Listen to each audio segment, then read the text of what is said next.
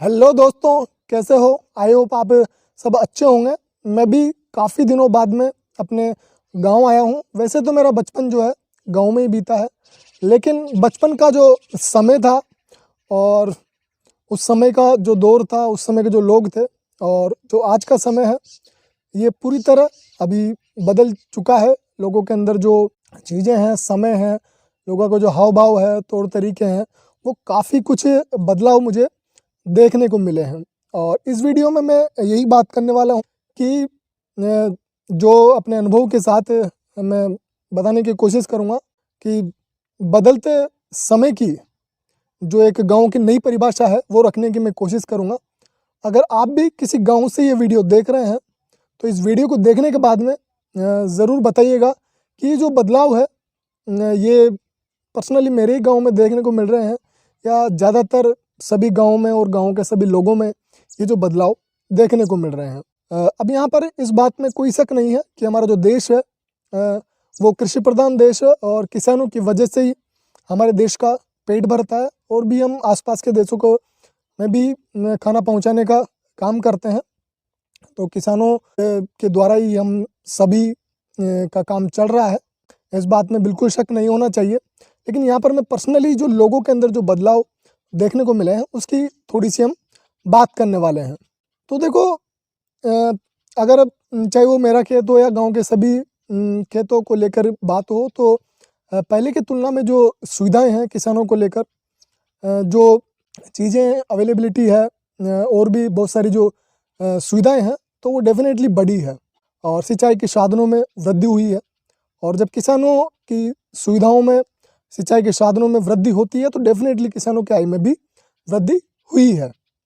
लेकिन कहीं ना कहीं मैंने जो अनुभव किया अभी इस समय पहले की तुलना में, तो जो पहले के समय लोगों के अंदर जो प्रेम, आदर, सम्मान, रेस्पेक्ट, जो खुशी मनाने के जो अवसर होते थे, त्योहारों को जो सेलिब्रेशन होता था, जो मेलजोल का जो भाव था, अपनापन था, एकजुटता थी, उसमें कहीं ना कहीं काफ़ी ज़्यादा कमी देखने को मिली है। और जो स्वार्थ है, जो ग्रीड है, जो लालच है, जो अहंकार है, जो दिखावा है, जो नफरत है, ईर्ष्या है, द्वेष है, ये सब चीज़ें और एक पलायन पलायन लोग शहरों की तरफ जा रहे हैं और शिक्षा के अभाव में यहाँ पर अंधविश्वास, इन सब चीज़ों में काफ़ी ज़्यादा वृद्धि देखने को मिली है।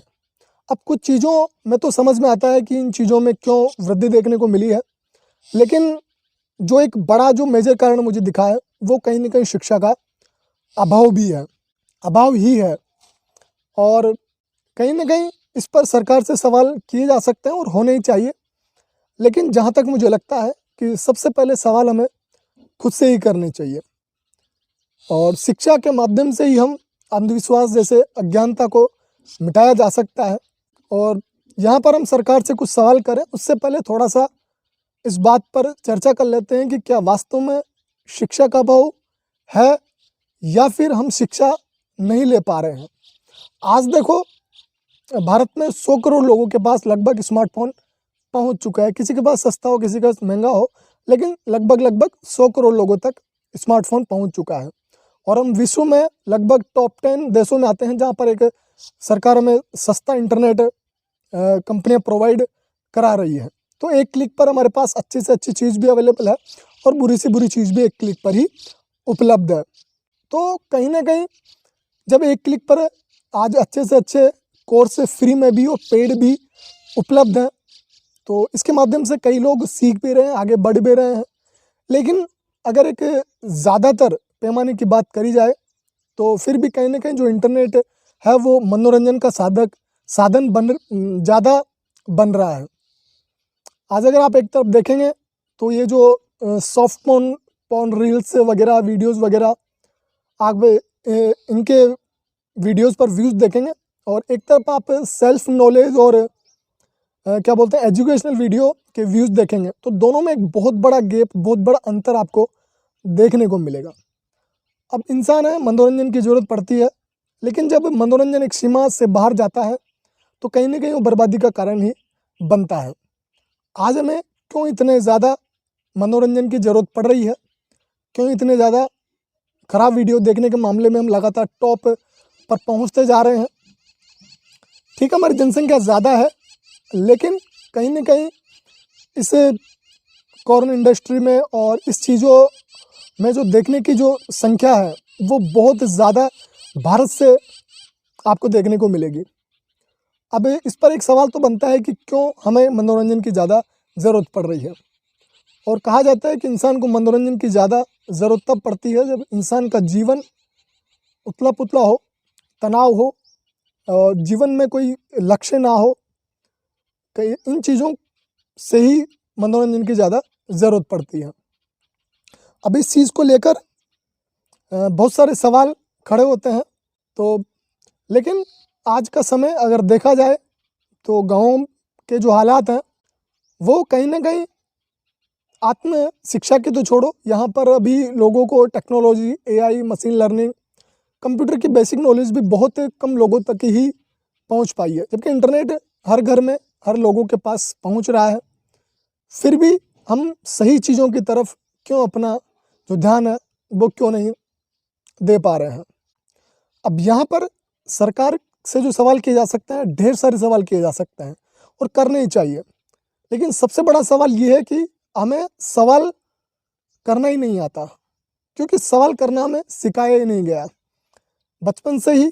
चाहे वो पारिवारिक तौर पर हो, स्कूल में हो, चाहे फिर वो बड़े होने के बाद में हो, सवाल करने के बाद में इंसान को दबाया जाता है। और इंसान की जो वास्तव में जो सेटिस्फेक्शन है वो सवालों से ही आती है। अगर आप मेरी पर्सनली बात करें तो मुझे सवाल का आंसर मिले ना मिले, लेकिन सवालों के साथ रहना, सवालों के साथ जीना कहीं ना कहीं मुझे अच्छा लगता है।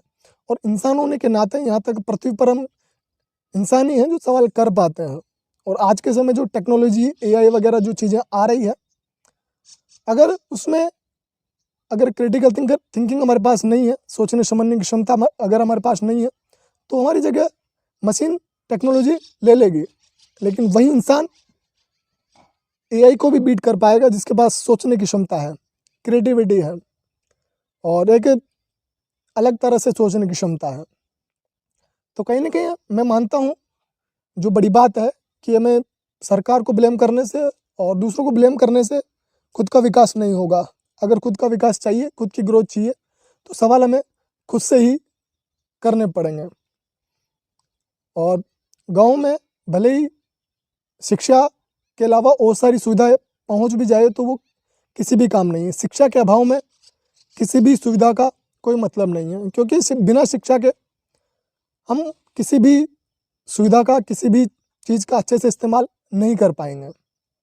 तो आज वो समय है जहाँ पर हमें आत्मज्ञान और खुद की शिक्षा, जिसको विद्या बोलते हैं, उसकी भी उतनी ही ज़रूरत है जितनी हमें बाहर की शिक्षा, टेक्नोलॉजी की, मशीनों की, चीज़ों की ज़रूरत है, जिसको अविद्या बोलते हैं।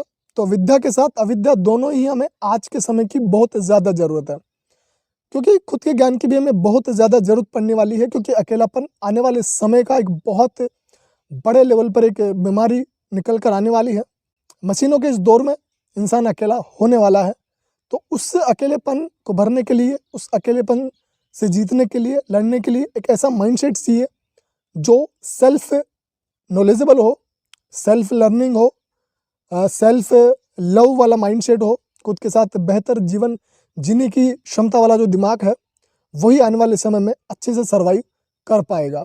एक क्वेश्चनिंग माइंडसेट हो और लर्निंग माइंडसेट हो, जो खुद को समझ सके, चीज़ों को समझ सके, टेक्नोलॉजी को समझ सके और खुद की भावनाओं को, खुद की अंडरस्टैंडिंग को, खुद की नॉलेज को, सेल्फ को समझ सके। जहाँ तक मुझे लगता है कि जो मेरा ओपिनियन था वो इस वीडियो के माध्यम से मैंने रखा, सिर्फ एक ओपिनियन वीडियो था। आपका इस पर क्या कहना है, आप भी अपनी राय कमेंट में बता सकते हैं। Wish you all the best. Thank you so much for watching.